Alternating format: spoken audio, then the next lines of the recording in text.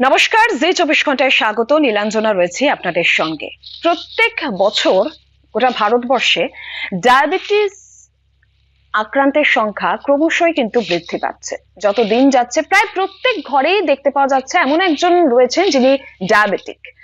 এটা অবশ্যই চিন্তার একটা কারণ। আমরা এই বিষয় নিয়ে আগেও আলোচনা করেছি এবং আজকেও আমরা এই বিষয় নিয়ে আলোচনা করব এবং তারই সঙ্গে সঙ্গে ডায়াবেটিস কেন হচ্ছে, আপনি কিভাবে এটা প্রিভেন্ট করতে পারেন, কি করণীয় নয়, এই সমস্ত বিষয় নিয়ে আমরা আলোচনা করব। ডায়াবেটিস সাধারণত বলা হয় যে লাইফস্টাইল ডিজিজ, সুতরাং জীবন ধারণের সঙ্গে, জীবনযাত্রার সঙ্গে এই রোগ কিভাবে সম্পর্কিত, কিভাবে নিয়ন্ত্রণ করা যায়, এই সমস্ত বিষয় নিয়েই আমাদের আজকের এই আলোচনা, আমাদের আজকের এই বিশেষ অনুষ্ঠান বিট ডায়াবেটিস। আর যেখানে আমাদের সঙ্গে আজকে যারা রয়েছেন বিশিষ্ট চিকিৎসকেরা, তাদের সঙ্গে আমরা প্রথমে পরিচয় করাই। আমাদের সঙ্গে রয়েছেন ডক্টর অনির্বাণ মজুমদার, আমাদের সঙ্গে রয়েছেন ডক্টর রাজস্বী মুখোপাধ্যায়, আমাদের সঙ্গে রয়েছেন ডক্টর শর্মিষ্ঠা মুখোপাধ্যায়। তিনজনকেই অনুষ্ঠানে স্বাগত জানাই। আমি প্রথমেই ডক্টর রাজস্বী মুখোপাধ্যায়, আপনার কাছে যে বিষয়টা জানতে চাইবো, যে এই যে যেমনটা আমি বলছিলাম যে প্রত্যেক দিন আমাদের এই দেশে এক একজন করে ডায়াবেটিস আক্রান্তের সংখ্যা বৃদ্ধি পাচ্ছে। আমরা ডায়াবেটিস নিয়ে তো আলোচনা করি, কিন্তু তার মাঝে প্রি ডায়াবেটিক এই বিষয়টা কিন্তু একটু কোথাও পিছনে থেকে যায়। এইটা কতটা গুরুতর, আর ডায়াবেটিসের সঙ্গে এই বিষয়টা কেন আলোচনায় আসে না, সেটা যদি আজকে বলেন, আর এই দিয়ে যদি আমরা আজকে আমাদের এই আলোচনা শুরু করি। এটা খুবই গুরুত্বপূর্ণ কোশ্চেন, কারণ যদি এই যে আপনি বললেন যে সব বাড়িতেই একজন করে ডায়াবেটিক রোগী দেখা যাচ্ছে, সেই এপিডেমিকটাকে যদি থামাতে হয় তাহলে আমাদের প্রি ডায়াবেটিক স্টেজটাকেই ধরতে হবে। কারণ ডায়াবেটিস একবার হয়ে গেলে তাকে রিভার্স করা যায় না, কিন্তু প্রি ডায়াবেটিক স্টেজটাকে রিভার্স করা যায়। তো প্রি ডায়াবেটিস মানে কি? প্রি ডায়াবেটিস মানে হচ্ছে যার ব্লাড সুগার 100 থেকে ওপর, কিন্তু 125 থেকে নিচে খালি পেটের ব্লাড সুগার, আর ভরা পেটের ব্লাড সুগার যদি 200-র নিচে হয় কিন্তু 140-এর ওপর হয়। তো এই ডেফিনিশনটা, আর আরেকটা জিনিস আছে যেটাকে বলে HbA1c, সেটা যদি 5.7 থেকে 6.4 এর মধ্যে হয়। তো এই হচ্ছে ডেফিনিশন প্রি ডায়াবেটিক। এখন প্রি ডায়াবেটিকটা যেরকম বললাম, একে রিভার্স করা যায়। যারা প্রি ডায়াবেটিক তারা যদি ডায়েট কন্ট্রোল, এক্সারসাইজ এসব ঠিকঠাক ভাবে করেন, তাদেরকে ডায়াবেটিক হওয়া থেকে রোখা যায়। তাই এই ব্যাপারে কথা বলা উচিত, যাতে রোগীদের মধ্যে একটা প্রভাব পড়ে, যে তারা যাতে একটু সচেতন হয় যে তারা প্রি ডায়াবেটিসে ভুগছে না। তো ব্লাড টেস্ট করা ছাড়া তাকে ধরাটা খুব মুশকিল। আমি ডক্টর শর্মিষ্ঠা মুখোপাধ্যায়, আপনার কাছেও যে বিষয়টা জানতে চাইবো, এই জীবনযাত্রা, বৈচিত্র্যময় ভারতবর্ষের জীবনযাত্রা এক এক প্রদেশের, সেটা কতটা প্রভাব ফেলে এই প্রি ডায়াবেটিসের ক্ষেত্রে? প্রি ডায়াবেটিস অবস্থায় যদি আমরা রোগটিকে ধরতে পারি, তাহলে ডায়াবেটিসকে অনেকটাই প্রতিরোধ করা যায়। হার্ট ডিজিজ, হার্টের অসুখ, এগুলোকেও অনেকটা প্রতিরোধ করা যায়। যেটা সব থেকে মুশকিল, আমরা ডায়াবেটিসে যেমন কিছু কিছু আমরা জিনিস জানি যে এগুলো ডায়াবেটিসের লক্ষণ। প্রি ডায়াবেটিস এবং 50% ডায়াবেটিস পেশেন্টেরও কিন্তু এই সমস্ত চিহ্ন বা লক্ষণের কিছুই থাকে না। সেই জন্য ব্লাড টেস্ট করাটা ভীষণভাবে প্রয়োজনীয়। অনেক জাঙ্ক ফুডের দোকান চতুর্দিকে হয়েছে, সেই জন্য বিশেষ করে আমাদের যে তরুণ প্রজন্ম, তারা এই ধরনের ফাস্ট ফুডের দিকে যে আকৃষ্ট হচ্ছে, এবং তাদের যে অলস জীবনযাত্রা, খেলাধুলোর অভাব দেখা যাচ্ছে। আগেকার দিনে মানুষ অনেক বেশি কায়িক পরিশ্রম করত, এবং এই সব মিলিয়েই ডায়াবেটিস এবং প্রি ডায়াবেটিসের জন্ম। আমাদের নিয়মিত, বিশেষ করে যাদের ওজন বেশি, যাদের পরিবারে বাবা মা বা অন্যান্য সদস্যদের ডায়াবেটিসের ইতিহাস আছে, যাদের ব্লাড প্রেশারের যারা ওষুধ খান বা ব্লাড প্রেশার আছে, যারা কোলেস্টেরলের ওষুধ খান, যাদের অল্প বয়সে যে সমস্ত মেয়েদের পলিসিস্টিক ওভারিয়ান ডিজিজ থাকে, এবং সমস্ত জনগণ যাদের বয়স স্ত্রী পুরুষ নির্বিশেষে 40-এর বেশি, এদের সবারই কিন্তু আমাদের দেশে ডায়াবেটিস হবার একটা প্রবণতা থাকে। সেজন্য আমার মনে হয় লক্ষণের জন্য অপেক্ষা না করে প্রতি বছর যদি রুটিন কিছু পরীক্ষা করা হয়, বিশেষ করে সুগার এবং অন্যান্য কিছু আনুষঙ্গিক পরীক্ষা, তাহলে হয়তো ডায়াবেটিসকে খুব তাড়াতাড়ি আর্লি ডায়াগনোসিস যেটাকে বলে ধরা যাবে এবং চিকিৎসা করা যাবে, এবং ডায়াবেটিসের পূর্বাবস্থা অর্থাৎ প্রি ডায়াবেটিস হিসেবেও কিন্তু ধরা যেতে পারে। তাতে ডায়াবেটিসকে অনেকটাই নিয়ন্ত্রণে আনা যাবে বা প্রতিরোধ করা যাবে, বা তার যে ডায়াবেটিস যে হওয়াটা, সেটাকে অনেকটাই পিছিয়ে ফেলা যাবে। আমি এই জায়গা থেকে ডক্টর মজুমদারের কাছে একবার আসবো। আমার ঠিক এখন ডায়াবেটিস হয়েছে কিনা সেই পরীক্ষাটা করাতে হবে, বা আমি প্রি ডায়াবেটিক কিনা সেই পরীক্ষাটা করাতে হবে, এই বিষয়টা প্রপারলি জানার জন্য সেই ধারণাটা অনেকের থাকছে না। সেক্ষেত্রে কি কি চ্যালেঞ্জেস থাকছে, আপনি কি মনে করছেন এই বিষয়ে? আমরা এখন বেসিক্যালি যত রোগী হচ্ছে সেই রোগগুলোকে সিমটমের আগেই ধরার চেষ্টা করি। তো সিমটম হওয়া মানে তো রোগটা অনেকটা এগিয়ে গেল। তো কাজেই সিমটমের আগে ধরতে হবে, আর তার জন্য দরকার হচ্ছে ব্লাড টেস্ট করতে। এবার কোশ্চেন হচ্ছে যে কাদেরকে টেস্ট করব। প্রথম কথা হচ্ছে যাদের বাড়িতে ডায়াবেটিস আছে তাদের তো করাই উচিত। এই আমার মার আছে, বাবার আছে, বা আমার রিলেটিভের মধ্যে আছে, তো আমিও চেক করব। কতদিন অন্তর করব? 1 বছর একবার করে চেক করে যাব। সো আমার বক্তব্য হচ্ছে নাম্বার 1, আপনার বাড়িতে যদি ডায়াবেটিস থাকে তাহলে আপনি ডেফিনেটলি করাবেন। আর যদি ডায়াবেটিস নাও থাকে, জাস্ট বিকজ আমি ইন্ডিয়ান, তো কাজে আমাকে বছর একবার টেস্ট করতে হবে, এইটা দেখার জন্য যে আমার কি ডায়াবেটিস হওয়ার মতো সিচুয়েশন তৈরি হচ্ছে কিনা। সিমটমের জন্য ওয়েট করার কোনো দরকার নেই। ডক্টর রাজস্বী মুখোপাধ্যায়ের কাছে আসবো। ডক্টর মুখোপাধ্যায়, যদি এটা বলা যায় যে ডায়াবেটিস এবং প্রি ডায়াবেটিস এই দুটো বিষয়ের মধ্যে মূল পার্থক্য এবং আমাদের রোজকারের জীবনযাত্রায় কতটা প্রভাব এই দুটো ক্ষেত্রে, ডায়াবেটিস এবং প্রি ডায়াবেটিস এর ক্ষেত্রে পড়ছে, কিভাবে পড়ছে, সেটা যদি একটু বলেন। প্রি ডায়াবেটিক ক্ষেত্রেও কিন্তু সাইড এফেক্ট হতে থাকে, মানে যাদের প্রি ডায়াবেটিস তাদের কিন্তু হার্টের প্রবলেম হওয়া, স্ট্রোক হওয়া, বড় বড় আর্টারি যেগুলো আছে সেগুলো এফেক্টেড হওয়া কিন্তু চলতেই থাকে। এবং দেখা গেছে যে ওটা ওই যেটা আমি প্রথমে বলেছিলাম 5.7 HbA1c, তার থেকে ওপরে উঠতে শুরু করলেই এই রোগগুলো শুরু হয়ে যেতে পারে। প্রি ডায়াবেটিস আর ডায়াবেটিসের মেইন ডিফারেন্স হচ্ছে প্রি ডায়াবেটিসে বড় ভেসেল গুলো খালি এফেক্টেড হয়, ডায়াবেটিসে বড় এবং ছোট দু রকমের ভেসেল মানে আর্টারিজ অ্যান্ড ক্যাপিলারিজ এফেক্টেড হয়। মোস্ট অফ দ্য টাইম জীবনযাত্রার ক্ষেত্রে এগুলো কোনো এফেক্ট করে না, যতক্ষণ না ডায়াবেটিসটা ভীষণ এগিয়ে গেছে বা যাদের প্রি ডায়াবেটিস আছে তাদের হার্ট অ্যাটাক হলো বা স্ট্রোক হলো, এইসব হওয়া আগে অবধি কিছু বোঝা যায় না। তাই প্রি ডায়াবেটিস বা ডায়াবেটিসের ক্ষেত্রে সবচেয়ে ইম্পর্টেন্ট হচ্ছে ডায়াগনোসিস, এবং ডায়াগনোসিসের পরে তার ট্রিটমেন্ট করা, যাতে সুগার লেভেল একদম আমাদের যেটা টার্গেট দেওয়া থাকে সেই টার্গেট মানে HbA1c 6.5 এর কাছাকাছি, আর ফাস্টিংটা ধরে নিন 130-এর নিচে, পিপিটা 180-এর নিচে, এইরকম, বা 160-এর নিচেও কেউ কেউ বলে। তো এইরকম যদি রাখা যায় তাহলে দেখা যায় যে এদের এই সিমটম গুলো হবে না। রুগীদের যেটা জানতে হবে যে তাদের খাওয়া কন্ট্রোলটা যেন ঠিক থাকে। মূলত ডায়াবেটিস আর প্রি ডায়াবেটিসের সিমটম পেতে পেতে কিন্তু অনেক দেরি হয়ে যাবে। আমি ডক্টর শর্মিষ্ঠা মুখোপাধ্যায়ের কাছে এই বিষয়টাই জানতে চাইবো একটু বিস্তারিতভাবে, আপনি কি পরামর্শ দেন? Prevention is better than cure. সেক্ষেত্রে আগে থেকেই এই প্রি ডায়াবেটিস কে দূরে রাখতে বা ডায়াবেটিসকে দূরে রাখতে আগে থেকে কি কি সেফটি মেজার নেওয়া যেতে পারে, কি কি করা উচিত, খাওয়া দাওয়ার কি পরিবর্তন বা ডায়েটের কথা যেখানে আসছে, শরীর চর্চা, এই সমস্ত বিষয়ে আপনার কি পরামর্শ? আমাদের যারা ডাক্তার বা যারা স্বাস্থ্য পরিষেবার সঙ্গে জড়িত আছি তাদের সকলেরই উচিত যে কোনো রোগী যদি আমাদের কাছে আসে তাহলে তার ওজন বা তার যে জীবনযাত্রা প্রণালী সেগুলোকে অ্যাসেস করে তাকে সবসময় এই সুষম খাদ্য খাওয়া, স্বাস্থ্যসম্মত খাদ্যের অভ্যেস করা এবং তাদেরকে নিয়মিত এক্সারসাইজ করা, অ্যাটলিস্ট 8 ঘন্টা করে রোজ হাঁটা যদি আর কিছু না হয়, বা যাদের খুব বিজি শিডিউল তাদের অন্তত আমরা বলতে পারি যে আপনি ঠিক আছে হাঁটতে সময় পাচ্ছেন না তো লিফট ইউজ করবেন না, আপনি সিঁড়ি ব্যবহার করুন, বা আলাদা করে যদি সেভাবে না হয় তাহলে আপনার খাওয়া দাওয়াটা যেন স্বাস্থ্যসম্মত হয়। তো সেইটা আমরা যেন যদি প্রত্যেকবার যদি যতবার রুগী আসেন ডাক্তারের কাছে আমরা যদি তাদের সেটা তাদের মধ্যে যদি সেই বার্তাটা পৌঁছে দিতে পারি তাহলে হয়তো হ্যামার করতে করতে এই জিনিসটা একদিন মানুষের মনের মধ্যে কিছুটা বাসা বাঁধবে। সুতরাং সেই একটা জায়গা আছে যে 1-to-1 যখন আমরা ফেস করছি কোনো রোগীকে তখন আমরা তাদের সেই নিয়মিত ব্যায়াম করা এবং স্বাস্থ্যসম্মত খাবার খাওয়া, ফাস্ট ফুড অ্যাভয়েড করা এবং কিছুটা হাঁটাচলার মধ্যে থাকা, এই বার্তাটা পৌঁছে দিতে হবে জনগণের মধ্যে।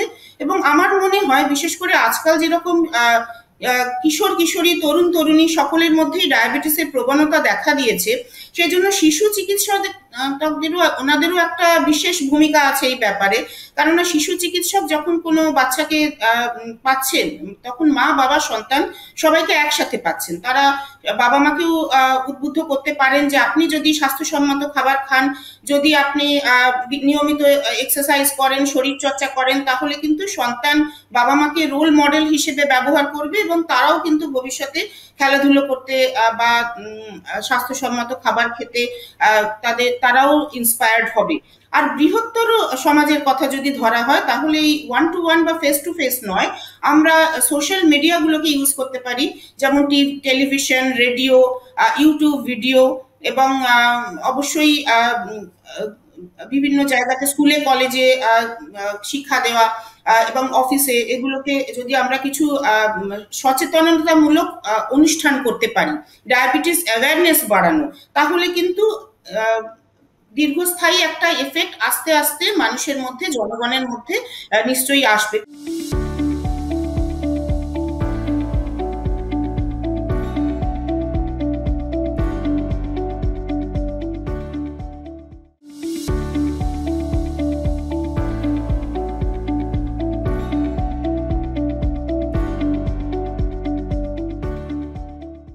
আমি ডক্টর মজুমদারের কাছে জানতে চাইবো, ডক্টর শর্মিষ্ঠা মুখোপাধ্যায় অনেকটাই বললেন যে কিভাবে এই ডায়াবেটিস নিয়ে সচেতনতা আরো অনেক খানিকটা বাড়ানো যায়, কিন্তু অলরেডি যারা ধরুন ডায়াবেটিস হয়েছে, যারা ডায়াবেটিক বা প্রি ডায়াবেটিক, তাদের ক্ষেত্রে যারা স্বাস্থ্য পরিষেবার সঙ্গে যুক্ত, যারা চিকিৎসকেরা রয়েছেন, তাদের জীবন ধারণের ক্ষেত্রে বা ডায়েটের ক্ষেত্রে তাদের কি কি করণীয়, কিভাবে সাহায্য করতে পারেন? আমরা সবসময় যেটা বলি সবাইকে, সেটা হচ্ছে এমন একটা খাবার খেতে হবে যেন আপনার আইডিয়াল বডি ওয়েট মেনটেন হয়। যদি আমরা প্লেন চিনি বা প্লেন সুগারটাকে যদি আমরা আমাদের ডায়েট থেকে যতটা সম্ভব কমাতে পারি, এটা হচ্ছে সেকেন্ড। অ্যান্ড থার্ড হচ্ছে ফ্রুট, ভেজিটেবল এবং একটু নাটস, এই তিনটে যদি আমাদের ডায়েটের মধ্যে অ্যাড করতে পারি, তাহলে পরে আমাদের ডায়েটটা অনেকটাই স্বাস্থ্যসম্মত হয়। সেকেন্ড হচ্ছে এক্সারসাইজ, প্রত্যেক মানুষের এভরিডে এক্সারসাইজ করা উচিত, এটা হচ্ছে second point. And third point very important, যেটা এখন অবধি আমরা ডিসকাস করিনি, সেটা হচ্ছে নো টোবাকো, কোনো তামাক জাতীয় জিনিস খাওয়া যাবে না। এই তিনটে জিনিস যদি করা যায়, তাহলে পরেই আমরা শুধুমাত্র ডায়াবেটিস নয়, শুধুমাত্র প্রি ডায়াবেটিস নয়, আরো অনেকগুলো নন কমিউনিকেবল ডিজিজ যেটা আমরা বলি, যেমন ধরুন ব্লাড প্রেশার, তারপরে আপনার স্ট্রোক, তারপরে হার্ট অ্যাটাক, এই সবগুলোকেই মোটামুটি একটা সবগুলোর দিকে তাকিয়েই এই ডায়েটটা খুবই উপকারী। আর এই জায়গা থেকে আরো একটা বিষয়, যে অনেকেই যারা ডায়াবেটিক বা প্রি ডায়াবেটিক, তাদের মধ্যে একটা প্রবণতা থাকে যে ঘন ঘন পরিমাপ করা, রক্তের শর্করার পরিমাপ, আমার কি অবস্থায় রয়েছে আমি, সেটা কতদিন অন্তর অন্তর করা উচিত, এবং মাত্রাটা যদি আরো একবার বলেন। 100 নিচে যদি আপনার খালি পেটে সুগারটা থাকে, তার মানে এটাকে আমরা নর্মাল হিসাবে ধরে নেব, সেরকম চিন্তা করার কিছু নেই। কিন্তু যদি আপনি ইন্ডিয়ান হন, তাহলে আমরা অ্যাডভাইস করি, ইন্ডিয়ান এবং adult above the age of 20, আপনার যদি 20 বেশি বয়স হয়, আপনি এভরি ইয়ার একবার তাও চেক করা উচিত। সেকেন্ড হচ্ছে, যদি আপনার ফাস্টিংটা 100-র উপরে আর 126-এর নিচে থাকে, এই রেঞ্জটাকে 100 to 125, এই রেঞ্জটাকে আমরা প্রি ডায়াবেটিস বলে ডিফাইন করি। এবার যদি আপনার প্রি ডায়াবেটিস থাকে, তাহলে আপনি আবার কবে টেস্ট করবেন? 6 মান্থ পরে। আপনি ডায়েট, এক্সারসাইজ এগুলো ফলো করুন, 6 মান্থ পরে আপনি আবার রিচেক করুন যে আপনি প্রি ডায়াবেটিস স্টেজেই আছেন, না আপনি নর্মালে চলে গেলেন, না আপনি ডায়াবেটিস রেঞ্জে ঢুকলেন। আর যদি আপনার ডায়াবেটিস হয়ে যায়, তাহলে মেজরিটি অফ দ্য পেশেন্টকে আমরা বলি আপনি মাসে একবার ফাস্টিং এবং পিপি করবেন, এবং 3 মাস থেকে 4 মাসে একবার HbA1c চেকটা করবেন, ব্লাড সুগার কেমন আছে এটা জানার জন্য। ডক্টর রাজশ্রী মুখোপাধ্যায়ের কাছে যাব।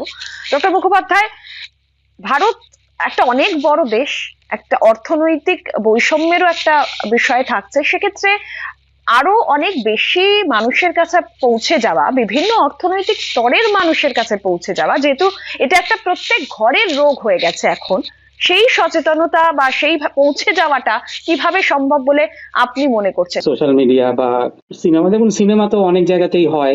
তো সেই সিনেমা শুরুর আগে যেরকম এককালে সিগারেট খাওয়া খারাপ এই কথাটা বলা হতো, ওরকম ডায়াবেটিসের সম্বন্ধে একটু একটু বলা যেতে পারে।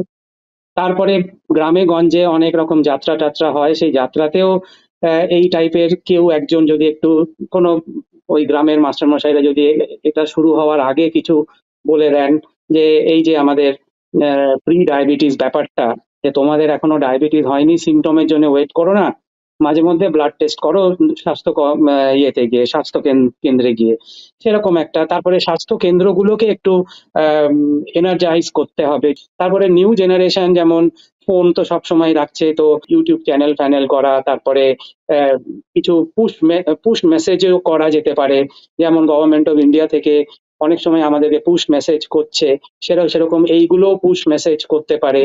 আর একটা ভালো জিনিস হচ্ছে এইটাকে ছড়ানোর, মানে এই ডিজিজটার সম্বন্ধে ছড়ানো খুব খুব একটা খরচা সাপেক্ষ নয়, এবং ডিজিজটা ডায়াগনোসিস করাটাও খুব একটা খরচা সাপেক্ষ নয়, কারণ একটা খালি পেটের ব্লাড সুগার এখন সব জায়গাতেই সব স্বাস্থ্য কেন্দ্রতেই ফ্রি অফ কস্ট করে দেওয়া হয়।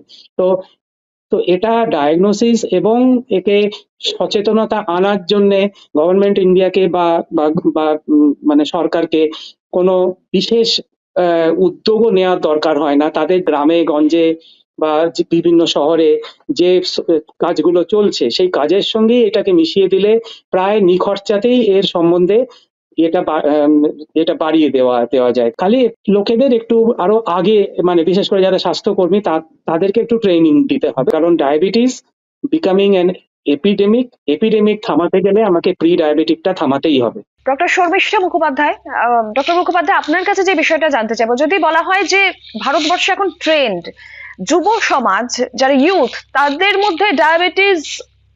মধ্যে কি ডায়াবেটিক সংখ্যা ক্রমশ বাড়ছে? আর যদি এটা হয় তাহলে সেটা তো অত্যন্ত একটা অবশ্যই চিন্তার বিষয়। কি করণীয় এখন, ঠিক কি ট্রেন্ড দেখে কি মনে হচ্ছে?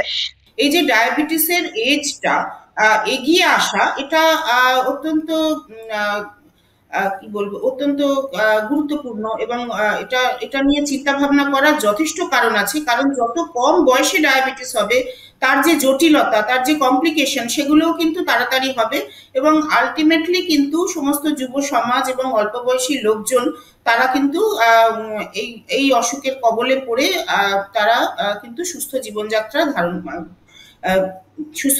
জীবনযাত্রা পালন করতে পারবেন না। তো সেই ক্ষেত্রে কিন্তু ওই একই কথা বারবার বলা যে সেই স্বাস্থ্যসম্মত খাদ্যাভ্যাসের অভাব এবং এক্সারসাইজের অভাব, এই দুটোই কিন্তু সাধারণত এই যুব সমাজের মধ্যে ডায়াবেটিসের প্রবণতাকে বাড়িয়ে দিচ্ছে।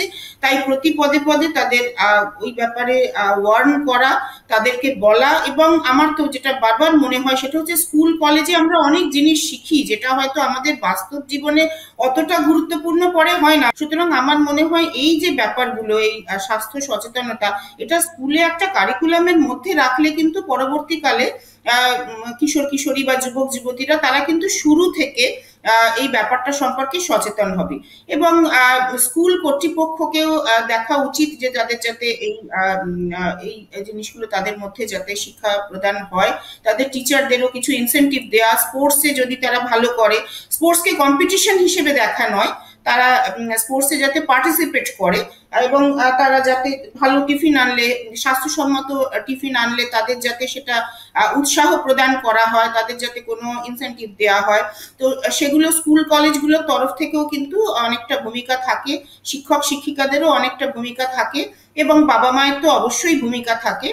সুতরাং এই যে জীবনযাত্রা প্রণালী, সেগুলোকে যদি সচেতনতার মাধ্যমে কিছুটা পরিবর্তন করা যায়, যদি নিয়মিত এক্সারসাইজ বা বাচ্চাদের ক্ষেত্রে খেলাধুলাকে চালু করা যায়, এবং যদি স্বাস্থ্যসম্মত খাবার, সেগুলোর খাদ্যাভ্যাসটাকে যদি তাদের মধ্যে বাড়ানো যায়, তাহলে কিন্তু ডায়াবেটিসের প্রবণতা হয়তো অনেকটাই কমবে। লাইফস্টাইল মডিফিকেশনের মাধ্যমেই কিন্তু আমরা তাদের ভবিষ্যৎ প্রজন্মকে আমরা ডায়াবেটিস বা অন্যান্য যে জীবনশৈলীমূলক যে অসুখ, ব্লাড প্রেশার, যেমন কোলেস্টেরল, যেমন হার্ট ডিজিজ, স্ট্রোক, এগুলোর হাত থেকে কিন্তু ভবিষ্যৎ প্রজন্মকে অনেকাংশেই বাঁচাতে পারবো। আমি পুরোটা তো বলতে পারবো না, কিন্তু অনেকাংশেই এগুলোকে প্রতিরোধ করা যায়। অনুষ্ঠান একদম শেষের পর্যায়ে আমি ডক্টর মজুমদারের কাছে দুটো বিষয় একটু জানতে চাইবো যে কেউ একজন যিনি ডায়াবেটিক, যিনি ইনসুলিন নেওয়া শুরু করে দিয়েছেন ইতিমধ্যে, তিনি কি আবারও ইনসুলিন থেকে ট্যাবলেটে ফিরে আসতে পারেন? এক। আর দুই, টেলিমেডিসিন সেটাই স্বাস্থ্য পরিষেবার ক্ষেত্রে ডায়াবেটিসের ক্ষেত্রে কোনোভাবে কাজে আসতে পারে বা কিভাবে কাজে আসতে পারে যদি লাগে? ইনসুলিন মানে সবসময় যে ইনসুলিন, এইটাও খুব ভুল ধারণা। আর একটা সেকেন্ড কথা আমরা বলবো, সেটা হচ্ছে কিছু কিছু স্টাডি আছে, আমাদের পার্সোনাল এক্সপিরিয়েন্সও আছে, যে যখন ফার্স্ট টাইম ডায়াবেটিস ধরা পড়লো সেই সময়ে খুব বেশি ব্লাড সুগার থাকলে আমরা অনেক সময় ইনসুলিন দিয়ে শুরু করি। তো কোয়াইট ন্যাচারালি কিছুদিন যাওয়ার পরে ধীরে ধীরে ট্যাবলেটগুলো ভালো কাজ করে, তখন ইনসুলিনটা আস্তে আস্তে বন্ধ হয়ে যায়।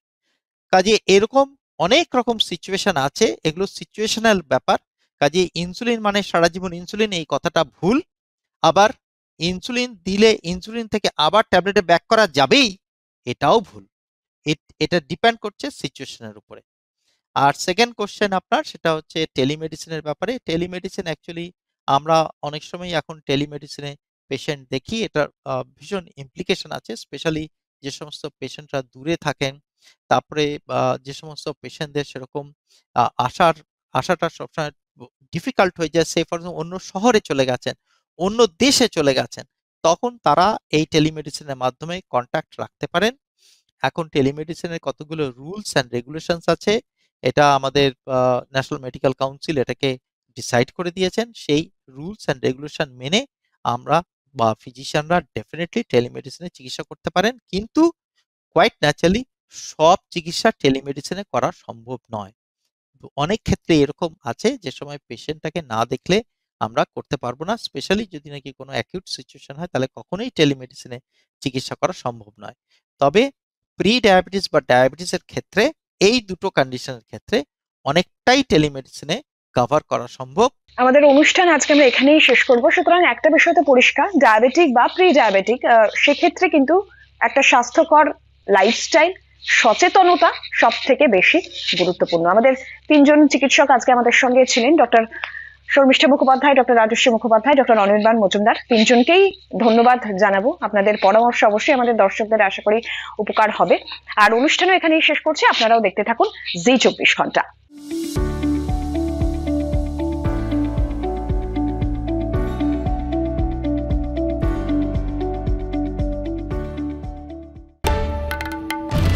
বাংলার আওয়াজ, বাঙালির আবেগ, জি24 ঘন্টা।